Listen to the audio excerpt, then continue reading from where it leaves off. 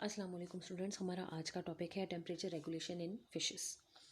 अब हमने देखना है कि मछलियाँ जो हैं वो अपनी टेम्परेचर रेगुलेशन कैसे करती हैं। मछलियों के लिए तो इसलिए भी इम्पॉर्टेंट है क्योंकि ये पानी में रहती हैं और पानी एक ठंडा मीडियम है।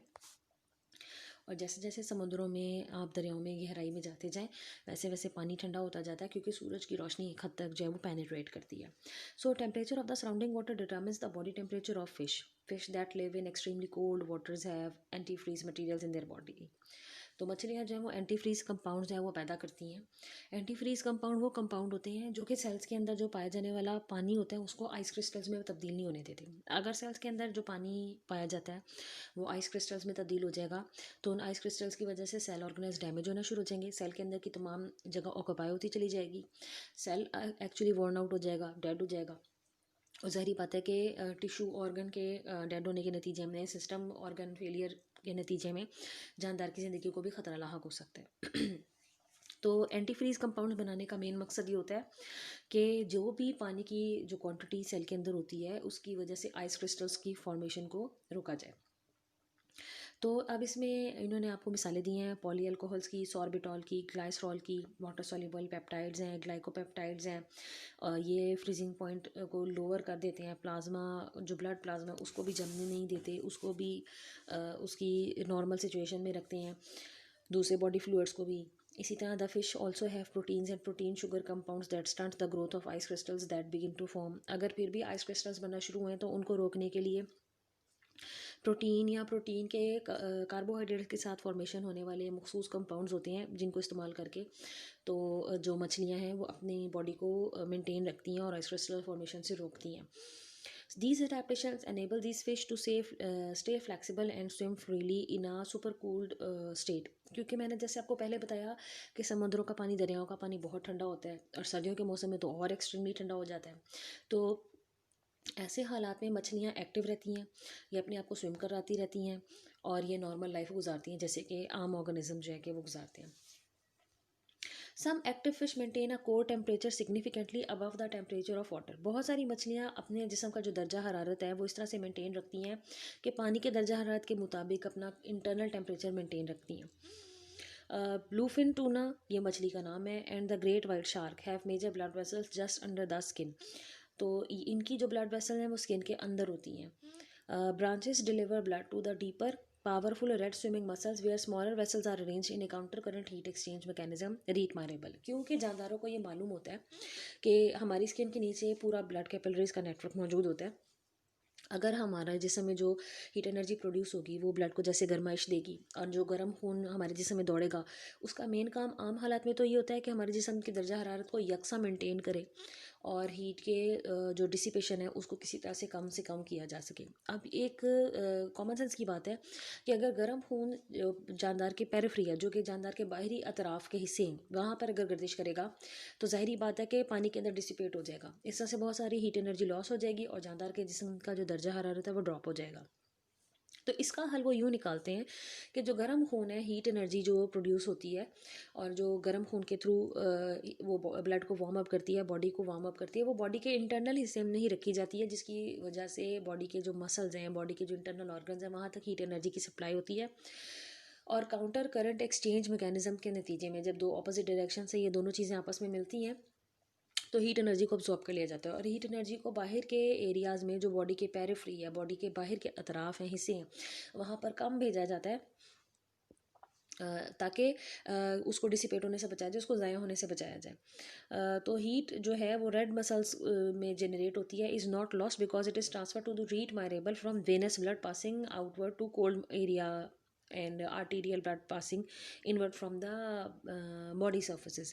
तो क्योंकि जो वेनस ब्लड होता है उसने हार्ट तक खून को वापस लेके जाना होता है तो इस गर्म खून को वेनस ब्लड की तरफ जब ट्रांसफ़र कर दिया जाता है वेनस ब्लड इसको वापस बॉडी की तरफ लेकर जाएगा। पहले ये हार्ट की तरफ सप्लाई करेगा और फिर बाकी बॉडी की तरफ लेकर जाएगा। आर्टीरियल ब्लड जो होता है वो क्योंकि तमाम बॉडी को ब्लड सप्लाई करता है, इसलिए इसकी सप्लाई उसको कम कर दी जाती है, इसको शंट कर दिया जाता है ताकि वहाँ पर जाकर हीट एनर्जी जो है वो ज़ाया ना हो।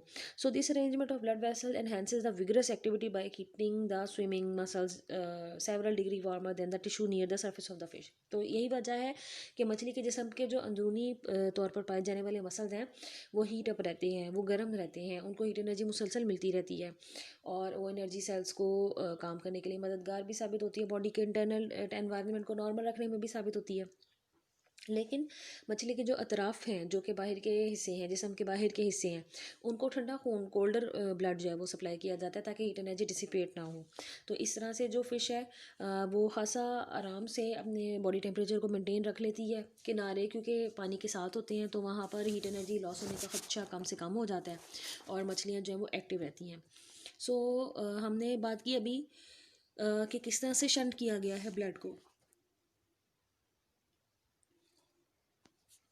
अब their muscular contractions can have 4 times as much power as those of the similar muscles in fish with cooler bodies। इनकी जो मस्कुलर कॉन्ट्रैक्शन है उसमें पावर जनरेशन होती है क्योंकि मसल्स तेज़ी से काम करते हैं और मसल्स में अमूमन माइटोकॉन्ड्रिया की तादाद भी ज़्यादा होती है।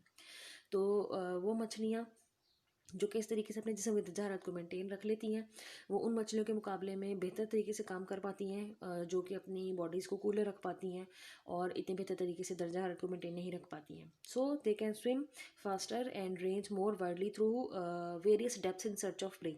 लिहाजा वो गहरे पानियों में जा सकती हैं अपनी खुराक तलाश करने के लिए, ज़्यादा एक्टिवली स्विम कर सकती हैं, एक्टिव होती हैं ओवरऑल और प्रेडेटरी एक्टिविटीज़ भी अच्छे तरीके से परफॉर्म कर सकती हैं। More limited to given water depths and temperature, क्योंकि जैसे जैसे पानी की गहराइयों में आप जाते जाएंगे तो आप देखेंगे कि क्योंकि सूरज की रोशनी इतनी अंदर तक पेनिट्रेट नहीं हो पाती तो उससे ये होता है कि पानी ठंडा होता चला जाता है और दुनिया के बहुत सारे ऐसे हिस्से हैं जहाँ पर पानी जम जाता है। तो ये मछली की बॉडी को दिखाया गया सेंटर से, ये आप देख सकते हैं कि उसके वर्टिब्री सेंटर में बने हुए हैं। रेड मसल्स हैं, रेड मसल्स ज़ाहिरी बात है कि इनमें हीमोग्लोबिन वगैरह जो है वो ज़्यादा मिकदार में होती है। वाइट मसल्स हैं, ये बाहर की तरफ पाए जाने वाला पोर्शन है और सिलोम बॉडी कैविटी है। तो आप देख सकते हैं कि दर्जा हरारत अंदर रेड मसल्स के अंदर 31 डिग्री सेंटीग्रेड है, 29 डिग्री सेंटीग्रेड है। फिर किनारों पे जाते जाएँ तो कम होता जा रहा है क्योंकि यहाँ पर ब्लड सप्लाई को शंट कर दिया जा रहा है, रोका जा रहा है। तो 27 है, 25 है, 23 है, 21 है और सबसे बाहर 21 है, ताकि कम से कम हीट एनर्जी जो है वो बाहर की तरफ प्रोवाइड की जाए और कम से कम जो हीट लॉस है वो हो। अब अगर आप यहाँ रीट मायरेबल को देखें तो आप अंदाज़ा कर सकते हैं, वेन को ब्लू कलर में दिखाया गया है, आर्टरी को रेड कलर में दिखाया गया है। जो दोनों का जो नेटवर्क होता है वो बॉडी में पास करता है।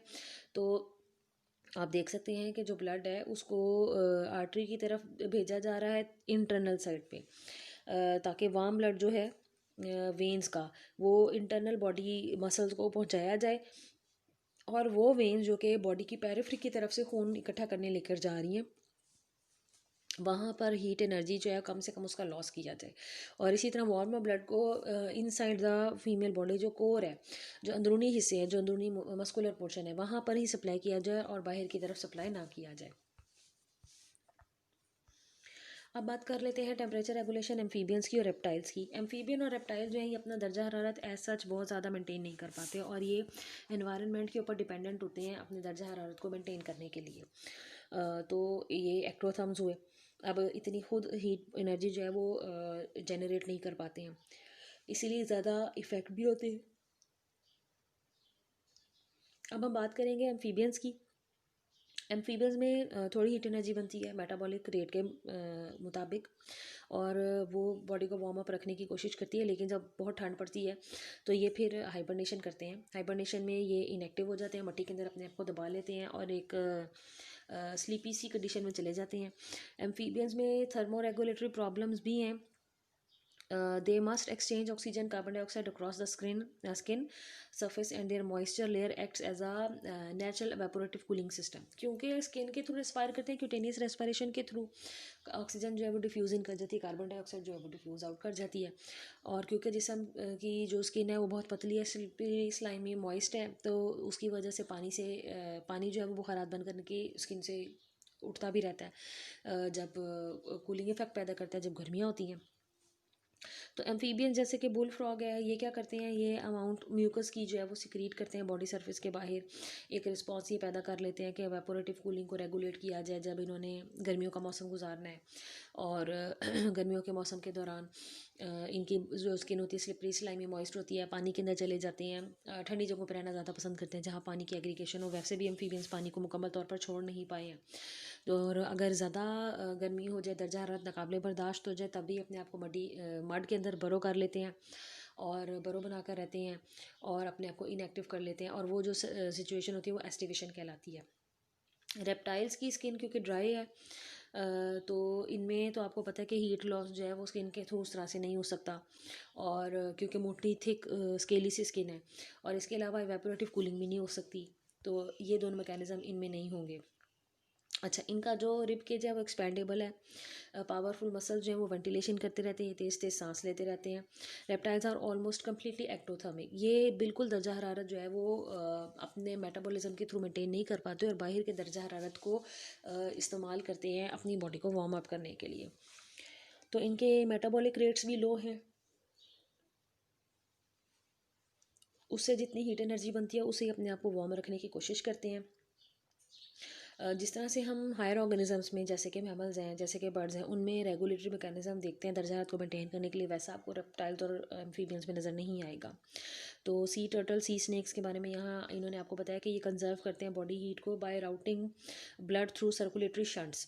शंट का वर्ड होता है यहाँ पर इसलिए इस्तेमाल होता है कि ब्लड को जिस डायरेक्शन में जाना चाहिए उसका वो रुख मोड़ दिया जाता है, उसको डीपर लेयर में ही रखा जाता है सर्दियों के मौसम में, और आउटर सरफेसेस की तरफ नहीं जाने दिया जाता, क्योंकि गर्म खून जब किनारों पर दौड़ेगा तो वो हीट एनर्जी को ज़्यादा डिसिपेट करेगा। और धूप में ये बास्किंग वगैरह करते हैं, धूप सेंकते हैं, ये जानदार। So these animals can also increase the heat production in response to the hormones thyroxine, epinephrine. हमारे जो थायराइड ग्लैंड के हार्मोन होते हैं वो मेनली हमारे थर्मो रेगुलेशन के साथ भी इन्वॉल्व होते हैं। और पिट्यूटरी ग्लैंड के साथ आपको पता है कि जो हाइपोथैलेमस है वो मेनली थर्मोस्टेट होता है बॉडी का। तो हाइपोथैलेमस वगैरह जो है ये थायराइड ग्लैंड को एक्टिवेट करते हैं ताकि थायरॉक्सिन जो है वो पैदा किया जा सके। तो जो थायरॉक्सिन है और कुछ जानदारों में एपिनेफ्रीन है, ये हीट एनर्जी मेटाबॉलिक रेट जो है वो तेज़ कर सकते हैं, हीट एनर्जी की प्रोडक्शन को जो है इफेक्ट कर सकते हैं। In addition tortoises and land turtle can cool themself through salivating. बहुत सारे लैंड टर्टल और टॉर्टोइस जो हैं वो स्लाइवा ज़्यादा बनाते हैं, मुंह से झाग की तरह उसको निकालते हैं। फ्रॉथिंग का मतलब भी झाग पैदा करना होता है ताकि कूलिंग इफेक्ट पैदा किया जा सके। और अपनी पिछली टांगों की तरफ यूरिन करते हैं। जब यूरिन, क्योंकि आपको पता है कि उसमें ज़्यादा पानी मौजूद है, तो पानी उनकी टांगों की तरफ गिरता है तो कूलिंग इफेक्ट पैदा करने की कोशिश करता है। इसके अलावा ये अपनी आंखों को गीली रखने की कोशिश करते हैं। पैंटिंग, ये हाँपते हैं ताकि extra amount of heat energy जो है वो डिसिपेट हो जाए इवेपोरेशन के फिनोमिनन के थ्रू।